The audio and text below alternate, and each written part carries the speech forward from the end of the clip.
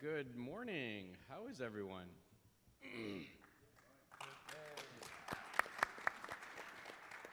Thank you, thank you. It's such a pleasure to be with you all here at the 39th Annual American-Turkish Conference.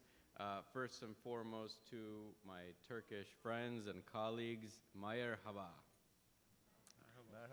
Thank you so much to the Turkey-U.S. Business Council, the American-Turkish Business Roundtable, and the U.S. Chamber of Commerce for bringing us together today and serving as really a wonderful vehicle for the deepening and expanding robust relationship that exists in our trade and investment relationship. It's truly an honor to be here supporting this important mission.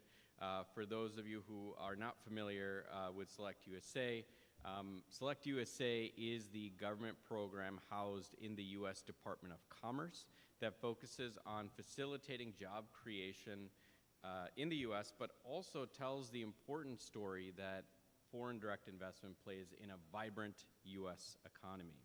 Select USA and our teams with the U.S. Commercial Service across Turkey work every day to help Turkish companies to invest in the United States. We provide actionable business information, a platform for state and federal level connections, and we help businesses to navigate U.S. rules and regulations. The U.S. has the largest consumer market in the world. Some of your investment comes because of our culture of innovation. Some of you are here because of our abundant natural resources or our deep capital markets. Whatever your reason for being here, Select USA is here to support you. And there's no time better than now to make those investments. You have a Biden-Harris administration that is working to revitalize our manufacturing and our advanced industries. We are developing new and more secure supply chains. We are rebuilding and expanding our infrastructure. We're upskilling our workforce. We're also investing in science and research and development, and we're supporting innovations that are going to be future-proofing the United States. Turkey is an important partner of the United States, and we welcome Turkish innovation and excellence as businesses look to expand. So whether your business is investing in renewable energy or you're looking at the consumer product and chemicals, we welcome all sorts of Turkish investment.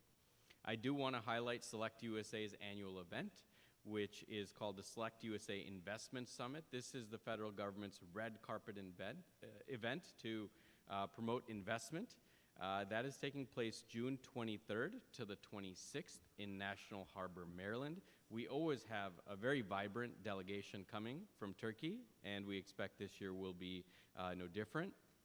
The summit has directly impacted over $98 billion in new U.S. investment, supporting more than 81,000 jobs. And this year's event, which is our 10th year anniversary, promises to be the best one yet. So with that, I'm excited to open our panel and welcome our esteemed panelists. Today we are joined by 4 leaders of Turkish companies, and we're delighted to hear their stories. With us today is Burak Orhun, President of Sabancı Holding. Thank you for being here. We're also joined by Batu Aksoy, CEO of Aksoy Holding. Also great to have Uğur Onbaşı, who is member of the executive committee of Borusan Pipe, joining us today. And finally, Bahadir Yetki, CEO of Kontrolmatik and Pomega USA. You see my English accent and my Punjabi upbringing makes sure that I just barely miss everything. So thank you for bearing with me, but I'm very excited for this conversation to get started.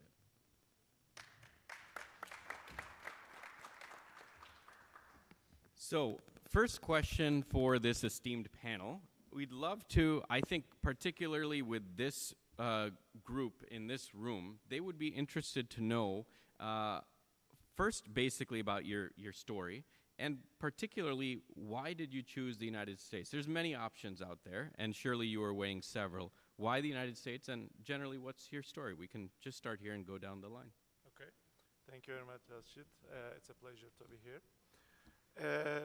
I'm representing Sabancı Group, one of the largest and oldest conglomerates in Turkey, and our involvement in U.S. actually started about 30 years ago through the partnership with DuPont, you know, the chemical conglomerate in U.S. And after 10 years, that joint venture actually started in 1990s, and after 10 years, our first investment in U.S. Was done in year 2000 in advanced materials. And from there on, even though that partnership has ended, Sabancı continued investing in U.S. in tire cord, composites, cement, and nowadays also energy. So we have around 6 facilities in advanced materials, 2 facilities in cement, and in various states, and very recently also expanding in renewable energy. So far we have about 500 megawatt wind and plan to increase it to about 2,000 megawatts.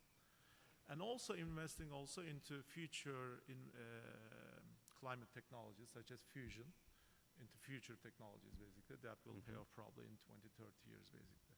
So why US? That's your second question. Why not? I guess that's the I'll simplest take that as a valid answer. Yeah, answer. absolutely. But in the states we are in, first of all, number one, customer proximity. I mean, one way is simply exporting it, but the more important one is actually getting closer to the customers, because we were already exporters of cement, for example, to U.S. In fact, Sabancı Group is one of the largest exporters of cement to U.S. However, especially after COVID, with the change of the supply chains, it became very, very important to get closer to the customers and to meet their demands in a more timely fashion. As such, the building of factories and investing directly in US became a almost no-brainer. The second thing is when you invest in in US, it's almost like you're investing in several countries at the same time. For example, this state where we are in one of the states we are in, Texas, if it became a country on its own, it will become the 8th largest economy in the world. So when you are in the US, you are serving almost like 7, 8 countries at the same time. So that's one of the key reasons, basically, the size of the market and the growth that will come, basically. Wonderful. Thank you, Burak. Thank you. It's very nice to be here. Our company, Aksoy Holdings, is a mid-sized Turkish conglomerate, and we're active in retail business, power business, real estate, and hospitality. And for the last several decades, we have been one of our biggest, our best, our strongest, let's say, muscles has been to partner with multinational companies and the Turkish economy, whether it is United States American companies like ConocoPhillips, or European companies like Shell and etc., or in hospitality industries, Hilton Worldwide and Marriott. We had decided, finally, about 2 years ago, it was the right time for us to expand out of Turkey in order to create some kind of a geographical diversification. And the main reason for this is, of course, Turkish market is an emerging market, and it comes with a lot of emerging market risks and rewards. But it also comes with, from time to time, let's say, less stable periods, fluctuation in local currency, and etc. So we decided to create some kind of a hedging between an emerging market risks that we have and will continue to have because it's our own country, with a developed market risk. So it was a very simple strategic decision. And then came the question, why, which location, and why the United States? So first, I think there's a lot of similarities between way of doing business in terms of dynamism, in terms of entrepreneurialism between Turkish businessmen and the United States businessmen. I mean, and we are more inclined to do business with the Europe and United States, whether it is export business or FDI in Turkey, out of Turkey. So we had decided that US would be the best developed market risk for us to take, mainly because of the culture we have had in Turkey with our foreign partners in our existing operations. And so we, of course, had to decide on some economies that in which we have the expertise, but since it's going to be a new country, at least we had to have the expertise. Hence, we decided to invest in real estate and hospitality in Turkey. And the reason why we chose, another reason why we chose the United States is, of course, mainly because of the stability that the United States economy comes with. Despite, from time to time there are challenges, but those challenges are relatively less of a challenge for us, coming from a much more resilient and challenging environment in Turkey. For example, yes, the interest rates are extremely high today, but it's okay from our perspective because the volatility in Turkey is much higher. So we have the resilience and the know-how to cope up with that. So I think the stability was the number one decision reason. And then the potential for growth. United States, I agree with Burak, is from an economic perspective, it's not a country, it's a continent. And every state is almost like a country in Europe. So we see a lot of huge potential for growth. Currently, we're focused in 2 states, Florida and New York, and we're going to be lucky if we can do enough projects in our lifetime, to cope up with the demand in these markets. And I think third reason is the advancement and establishment of infrastructure and financial capital markets. There's so much liquidity, and we can leverage our own capital so much that we can do so much more than what we can do with our own capital in emerging markets, especially in times of financial challenges. So nowadays, project financing is difficult in my country, or acquisition finance, but it is possible here, despite the fact that interest rates are high. But if you show some resilience and have enough grit and patience, I'm sure you can resource the necessary financing for any of your projects, as long as it makes financial sense in the United States. So those are mainly the reasons. And one other reason why we chose here is because of our own culture of partnering so much with multinationals in Turkey. We also saw that American companies are extremely open to partnerships, are extremely open to fresh new capital. So they don't really question, of course, we have to have certain kind of profile, we have to certain kind of capital, but they are very open and very welcoming, which is something I fully appreciate when we enter a market like the United States. So we created a strategy whereby we today in 3 different states and 4 different cities, we have 4 different American partnerships. In every single project of ours, we do have an American partner who is an expert in exactly what they do. So in luxury residential, our partner is only doing luxury residential. In our Jacksonville projects, our partner is only focused on Jacksonville. In multifamily, we have a partner who is only doing that, or in real estate, or in healthcare, focused real estate, et cetera, et cetera.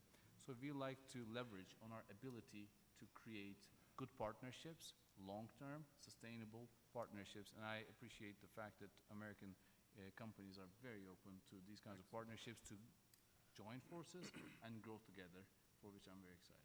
Wonderful. Thank you. Thank you for that. Go on to Mr. Uğur. Thank you very much. I'm representing today Borusan company, which is a part of Borusan Group, based in Istanbul, Turkey, which is a conglomerate with the business activities mainly for different markets. Let's say one is the steel pipe and tube, as well as cold rolled steel and galvanized steel productions, mainly in Turkey. Second one is a distributorship of many automotive brands, and also Caterpillar in Turkey and in Turkic republics. Also energy business, we are in mostly in wind farms and hydro dams businesses, mainly in Turkey as well, and the logistics. So we are celebrating this year our 80th anniversary globally, and 10th year in United States after our first investment in 2014 in Houston, Texas, for steel tube and pipe production for mainly energy industry, oil and gas industry, for drilling activities. Why we invested in 2014 was mainly, of course, the very strong energy market and infrastructure expectations. And this has been proven, especially in the recent years, especially after United States becomes net exporter of gas to the world. And the drilling activities for both gas and oil increased a lot, and as well as the transportation of the oil and gas from one point to another for pipeline industry has grown a lot. So in 2014, we invested for that. In fact, as Borusan, we started our journey with the United States in 1980s as the exporter. And this activity is still continuing strongly. Last year, we have exported around $450 million materials from Turkey to United States, only as Borusan Pipe, but also our group companies contributing to that. Most probably, we hit 1 billion. Our existence in the United States increased last year with our another investment with more than $200 million to a pipe producer in Florida, Berk Pipe. Now new name is Borusan Berk Pipe, producing line pipes in 2 mills. One in Panama City, Florida. Other one is Mobile, Alabama. This is for the pipeline industries. So our total investment to United States by this investment reached in last 10 years $450 million. And recently we have around 1,000 employees. We are producing around 1 million tons of pipes, and we are hitting the turnover yearly $1 billion. So United States is really, I mean, not only because of the strong market, very robust and bullish market, but also the fair market is available here, and also economic stability and the growth of United States always creating opportunities for us. And of course, strong human resources availabilities. Right now, as Borusan Pipe, we are producing half of our global pipes in the United States and selling in this country, and we are proud of that. But as in the future, we will continue our export activities from Turkey as well. And also, I should touch. I mean, I've been in United States as a resident 1 year in Houston, Texas. In last, although I'm in the group like 25 years, when I compare the business environment and everything, it's quite similar, especially in terms of the dynamism, also as the resilience of the people against the rapid developments in the market and etc. So for our corporate culture as well as Borusan, it's United States business environment very much sweet. So we're glad to be here. Thank you for that. Bahadir? Bye. Yeah, I'm representing, by the way, first of all, it's a great delight to be here together with you. And it's a privilege to be in the same table with all these esteemed conglomerates. I'm representing here Kontrolmatik and its subsidiary Pomega in United States. Kontrolmatik is a fast-growing young company in Turkey,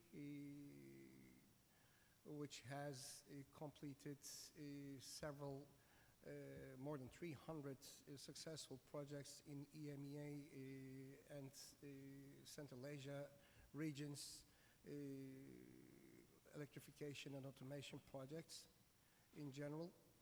And we have a subsidiary back in Turkey as well, who is the very first private manufacturer of lithium ferrous phosphate technology-based batteries for energy storage systems. And we are continuing that path into the United States. We have been here since 2 years now. And we have selected United States, and also we have made another very important selection. We have selected South Carolina to build our very first factory, which will have a 3 gigawatt hour base and 1 gigawatt hour additional capacity. And yeah, I mean, the reason for being here is very obvious in our case because we are representing a very robust industry. The renewables and especially in specific the energy storage industries and markets in the United States have a great growth potential and have a current existing high demand, and also being in such a promising and rewarding market is not only helping with growing the business, but also in a very different angle, it helps us get some protection from the Chinese competition back in the old world, if you will. So this is an important angle for us. We are here because we have been highly impressed and interested in the policies that the U.S. government, the Biden administration is putting out there, especially the Inflation Reduction Act and the benefits and advantages that it's bringing to our investment here. So we are a young company. We're growing fast. U.S. energy storage market is a young market and it's growing fast. I believe that that makes it a good match. Wonderful. Thank you so much for that. First of all, thank you for investing in the United States. That goes without saying, but I would not be doing my job if I did not say that. And you all have made significant investments across many sectors and across the United States. The points that I heard, which were quite salient, were that you're invested here in the United States because of the stability, because of the similar business culture between here and Turkey, the potential for growth, of course, the capital markets, the mention of project financing, which I thought was very interesting, the infrastructure. Also, it's a fair market, and if I may elaborate on that, it sounds to me like there's not a distinction, whether it's in a court of law or any other setting, between a foreign investment and a domestic investment. And, of course, incentives like the Inflation Reduction Act make this the right time to make such investments. So I'd like to drill in a little bit further. We can go with the same format. Which specific industries and sectors do you see as most attractive for Turkish investors in the U.S.? And, you know, that's kind of what's happening now. What do you see that now? But also, what do you see in the future? I think we'd all benefit from a little bit of forecasting from this esteemed group. We'll start here. Shall I start?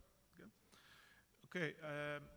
Obviously, there's another actually panel going on about defense. And defense is always the obvious sector at the end of the day. However, there are other sectors actually, in my view, that can altogether even supersede defense actually, where there can be a lot of larger cooperation. And yes, we are investing in US, but it can be actually investing together with US companies in Turkey as well and building a bridge actually, because today's dynamic world requires also supply chains to be dynamic. That's right. And optimization of the supply chains. And as such, in our world, for example, wherever we are in advanced materials and cement, we are trying to build up that that bridge, that optimum supply chain, basically. So what's next? Well, in my view, we already mentioned defense, but energy and new energy technologies and what we call climate technologies. Today's world, we are always talking about obviously renewables, but I mentioned before fusion technologies, for example, is a very up and coming hot issue that we are already investing in, and that will become a major game changer at one point. You mentioned IRA, the Inflation Reduction Act, actually. That made a lot of changes and opened a lot of eyes, actually. Infrastructure. It's not talked about too much, but there is a growing demand for infrastructure in US. And my colleagues also mentioned construction is and building materials is a strength of Turkey and Turkish companies. They can react to demands and changes. We can react to changes, demands very quickly. And as such, there can be a good amount of investment and collaboration for infrastructure investments. And last but not least, obviously, digital. Another hot issue we are already exploring and making some plans about are the so-called green data centers. As this cloud computing becomes the norm today, there's more and more demand for data centers and more demand actually for so-called green data centers. And there can be opportunities for investing there as well. We are, as Sabancı Group, we are looking across the board basically within those sectors, what we can do about them, and how we can expand, as I said, our investments here in the US, together again with potentially with cooperations with US companies, with investing also in Turkey, building this bridge basically within supply chain, which can benefit both countries at the end of the day, both economies. Thank you. Sure. As mentioned, our strategy has been a multi-dimensional strategy, and today, a little bit more specifics. We're involved in 3 states, 4 cities, 4 American partners, 5 asset classes, and 7 projects in the United States, totaling about $835 million of investments, of which our group owns about 50%. What we do is we try to look at the characteristics of the markets, evaluate internal demand, and especially working habits, internal migration trends, the preferences of the citizens, etc. And then we try to focus on the certain regions. Where we see today in our industries opportunity is multifamily housing, luxury residential, healthcare-related developments, and also related is the senior care living-related projects, which is all areas that we're investing in addition to some hospitality investments. So especially what happened after post-COVID, the internal migration within the United States has been something we've been closely monitoring. That's why we're heavily investing in Florida. Maybe in the future we want to also invest in Texas, another area, Colorado, and etc. These are mainly our projects. And one of the key lessons we learned is the importance of adaptability and agility to navigate the dynamic United States markets, like the challenges we have. The U.S. economy has been having in the last couple years since the Fed started to keep the rates high. But looking forward, we're very excited. We have a lot of future ambitions for the United States. We want to come to a multi-billion-dollar level of development in our projects with our American partners, hopefully, in the next 4 to 5 years. And maybe additionally, on one side, maybe we're going to be diluting our diversification strategy because we're going to learn more in the next 5 years, which projects, which states, which cities, which asset classes, which partners helped us deliver higher levels of return. Maybe we're going to have a little bit more focus on which cities and states and asset classes we're going to be investing, and that's going to be exciting because it's also a strategy. But also because of our group's know-how in some other industries in Turkey, like energy, which is not something we're doing here today in Turkey, that is definitely a potential upside of investment for us in the U.S. market, from sustainable to alternative energies. So yeah, that's about it, and very excited. Appreciate it.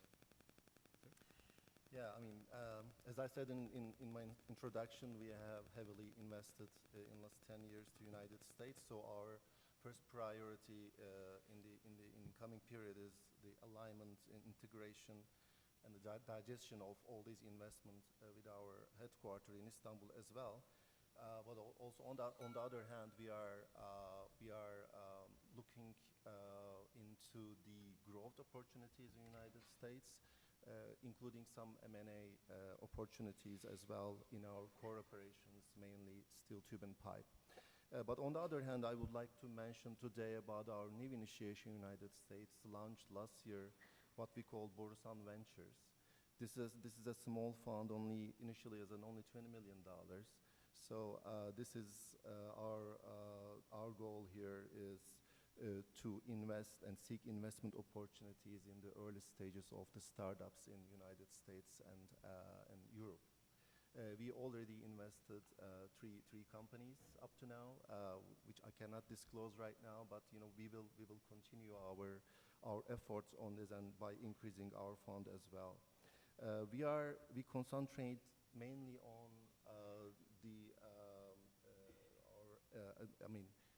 on our core operations, some activities with our core operations with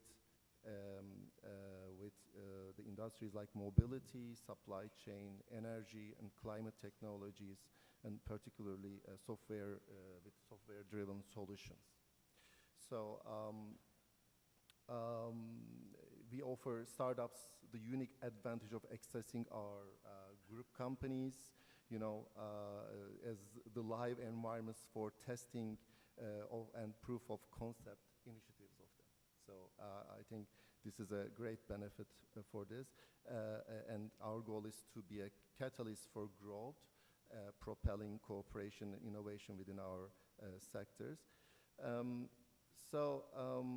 Each of these sectors represents a unique opportunity for innovation and impact, aligning well with our conglomerate's expertise and market presence.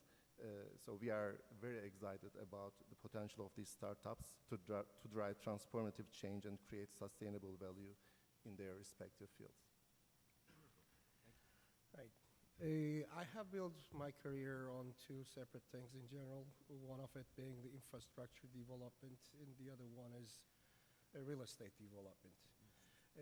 Within the infrastructure development, of course, I also put the energy developments in that category as well. So in my professional capacity and also personal capacity, I can easily say that United States will always have a very strong real estate market, which provides a lot of opportunities to developers and investors alike. The beauty of it is, in my own opinion again, the availability of reliable data in the market, which is a very different thing than when we compare it to developing countries like Turkey, for example. This is a great market to be in, just for that reason for me. I mean, it's very important to have reliable data and make your decisions with those data. So I support real estate markets in general in the United States, and of course, due to my position and the sector that I'm in love with the opportunities that the energy industry has been provided here. Renewable energy developments, being at the manufacturing site, supply side, being at the development and operational site, equally is extremely rewarding, promising, and to be a player in such a fast-growing and strongly growing market brings along several opportunities that cannot be matched anywhere else in the world. So my vote goes to real estate and energy. Wonderful. So I heard several sectors, many of which you would expect to hear, some of which I did not expect, but defense, energy, particularly fusion, infrastructure, digital, residential and commercial, real estate, healthcare, hospitality, quite a expansive list. We have just a few more minutes left, and I thought I would be missing the opportunity if I didn't ask my panel one question, which, sorry I didn't bring it up earlier, but having gone to many different markets, I find one of the most valuable one of the most valuable sort of transmissions that happens in these scenarios is that you all took some sort of risk to make this investment. You all have a common cultural, language, historical background with potential investors. Are there things that you would, speaking specifically to a Turkish audience, somebody who is standing on the just, hesitating, what did you learn? What did you wish that you knew? Any partnerships that were exceptionally valuable? Anything that you could share kind of in closing, kind of a minute or two that you wish you knew, that would be great. We wish we knew before we invested. Yeah. You probably wish you knew this question before you answered the panel. I wish I knew which markets will grow fastest, There you right? go. Yeah, There you that because no, I mean the one thing I guess we have also investments in Europe, Yeah. and one comparison between Europe and U.S. is that in Europe the bureaucracy works much slower than U.S. And frankly, our expectation way back was that, okay, because we first invested in Europe and then we came to US, was that maybe it will move around the same pace. And as such, we also planned the investments accordingly. But then we realized it can go faster, actually, depending on the state, obviously. And there are some friendly regulatory authorities, and it's unique when you call a regulatory authority friendly, but there are business-friendly regulatory authority, and as such, we could have invested in a faster phase, in a faster fashion, if our expectations were not okay. It will take, for example, 1 year to get a permit, which in fact just took 3 months, for example. Wow. So that's one of the experiences we had. And when we are making new investments plan now, we adjusted our plans accordingly, and now we know it's going to go faster, and we will bring some of our products to the market faster, basically. Excellent. I'm glad to hear that. I'm perceiving the question like, would we have some kind of an advice or some kind of an experience sharing? And what I can say is, I mean, yes, the United States market is huge, and it does have a lot of rewards, potential rewards, but it doesn't mean that you should not make your homework thoroughly before entering the market. I think that's key. So investors should do anything to mitigate the risk, because at the end of the day, as I said, it's not even just a country, it's a continent, and it's huge, but it also comes with a lot of rules and regulations, which sometimes are not as strict in our country. Hence, I think, that's why I do value the partnership approach very much. Finding the right kind of American partner who is very experienced in what they do. They know their region. They know the way of doing business. They know the permitting. They know the ways of contracting and making sure that everything is in line with the laws and regulations, etc. So I think at least in the first 5 years of the United States market entry and operations, I would highly suggest starting, especially as a starter, with an American partner, or a company who's experienced in the United States market, and then you see what you want to do. You can do acquisitions, you can go on your own, you can do more partnerships. But I think that's one major thing that I would highly recommend to fellow investors, and study the market, and do the right kinds of approach. And there's a saying, what got you here won't get you there. So it's one of those things. What got you to success in Turkey might not get you to success in New York, or even if you're successful in New York, doesn't mean you're going to be successful in Florida, because there's also the rules and regulations and the codes and everything change so much within the United States as well. And so one has to know his abilities and resources, hence act in accordance with that, because there's nothing, you can't really risk your reputation, and make sure that everything is done in the right way. Thank you for that.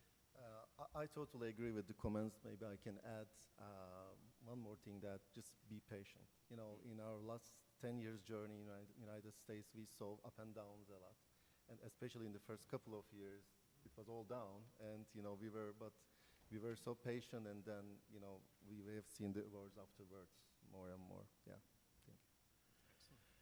Yeah, I will add my humble advice, which is, as a very good quality of the business, Turkish businesses, is their ability to get out of their comfort zones and undertake some risks that many other kind of group of businesses from other nations cannot.